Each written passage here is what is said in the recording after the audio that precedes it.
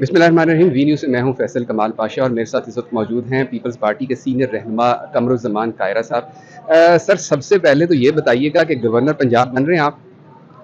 मुझे नहीं पता जी, ये तो लीडरशिप को पता है। हम्म। जो नाम इस वक्त गर्दिश कर रहे हैं उसमें मेरा भी नाम है। बस हम्म। इतना मैं कर सकता हूँ, इससे ज्यादा तो नहीं मुझे पता। और किस किस का है आपके अलावा? मेरे अलावा बड़े आला नाम है, अहमद महमूद साहब का नाम है, नदीम अफजल चंद साहब का नाम है। हाँ, हाँ, हाँ, हाँ। ये जो इस वक्त गर्दिश कर रहे हैं मार्केट में नाम। हाँ, हाँ। तो सर, बिलावल साहब जैसे अभी कह रहे हैं तो चारों गवर्नर पीपल्स पार्टी के होंगे? चारों तो नहीं होंगे, हाँ, हाँ।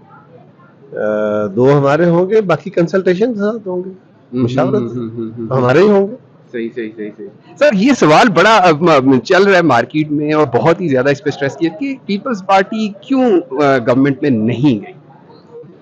इसलिए नहीं है कि पहली मुस्लिम लीग की ये ख्वाहिश थी कि उन्हें मुकम्मल इख्तियार हो फैसला साजी में। हमने कहा बिस्मिल्लाह, अच्छी बात है। जी जी।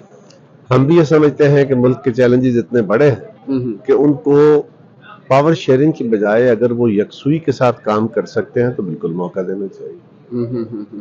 सर, लेकिन ये वरना हुकूमत बनवाने में आप जिम्मेदार हो, हिस्सेदार हो, तो बर्डन तो आ गया। बिल्कुल। बर्डन आप लें और शेयर ना करें, तो ये तो कुर्बानी है ना। बिल्कुल बिल्कुल बिल्कुल। लेकिन सर, ये जो धांधली का अभी एक बहुत रोला बना हुआ है और मतलब मुमकिन तौर पे शायद इस कोई एजिटेशन भी हो, तो क्या पीपल्स पार्टी उस एजिटेशन को फेस नहीं करना चाहती? नहीं, देखिए, हम गवर्नमेंट में हैं, सिंध में नहीं है, हम बलूचिस्तान में नहीं है, हम फेडरल गवर्नमेंट में गवर्नमेंट का हिस्सा नहीं, कैसे फेस नहीं कर रहे? लेकिन ज्यादा वैसे शोर शराबा पंजाब में है। देखिए ना, ये तो नहीं है ना कि किसी एक जगह शोर है, हर जगह ही है। मौलाना फजलुर रहमान साहब हारे केपी में है, एहतजाज सिंध में कर रहे हैं, तो है तो सही।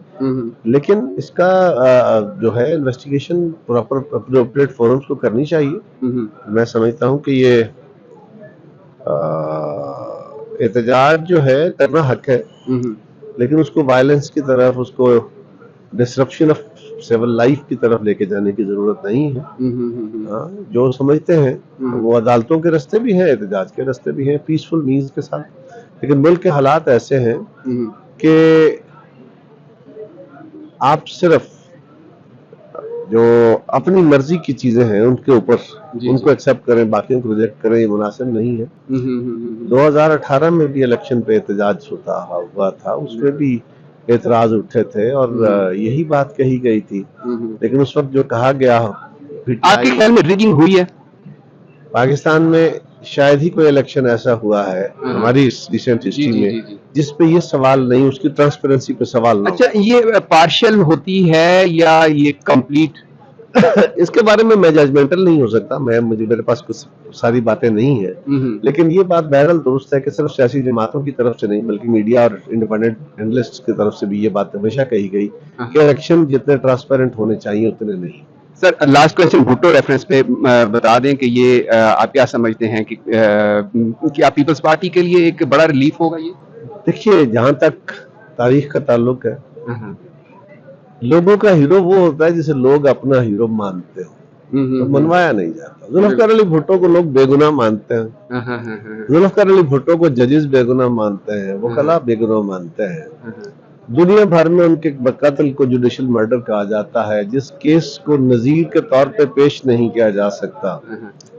लिहाजा भुट्टो तो आवाम के इस वक्त का हीरो कौन है? इस वक्त का हीरो जो है वो अभी होगा, जो भी इस वक्त का हीरो वो खड़ा बातें कर रहा है आवाम के साथ अपने केस की। लेकिन सवाल यह है कि इस रेफरेंस के अंदर अदालत ने तो एक तारीखी तौर पे होने वाले जुल्म को सिर्फ ये कहना है कि जुल्म हुआ है, मुझे मेरी नजर में एक नाइंसाफी, छोटा लफ्ज है, जुल्म हुआ है, उसकी उन्होंने गवाही देनी है या उसको उन्होंने सर्टिफाई करना है कैसा हुआ है। बाकी हम भी यही चाहते हैं कि तारीखी रिकॉर्ड दुरुस्त हो जाए।